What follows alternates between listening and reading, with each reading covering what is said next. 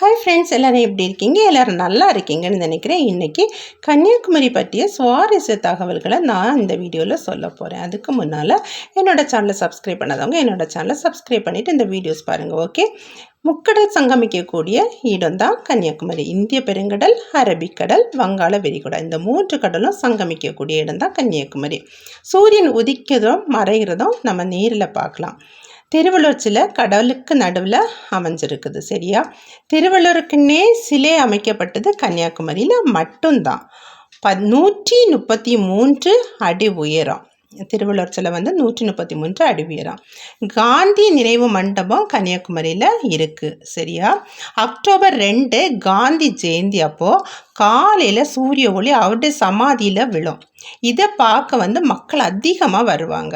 Okay, இதை அதில் உள்ள ஸ்பெஷல். விவேகானந்தர் பாறை இருக்குது. விவேகானந்தருக்குன்னே தனி மணிமண்டபம் வச்சுருக்குது. ஓகேயா? விவேகானந்தர் பாறை பார்க்குறதுக்கு போட்டில் தான் போகணும். அதே மாதிரி திருவள்ளுவர் சிலை பார்க்குறதுக்கும் போட்டில் தான் போகணும். ஓகேயா? போட்டிங் ஃபெசிலிட்டி இருக்குது. அதே மாதிரி ஹார்ஸ் ரைடிங் இருக்குது. அப்புறம் நிறைய ஷாப்ஸ் இருக்குது. ஸோ கன்னியாகுமரி நல்லா என்ஜாய் பண்ணி பார்க்கலாம். ஓகே, என்னோடய சேனலை சப்ஸ்கிரைப் பண்ணுங்கள்.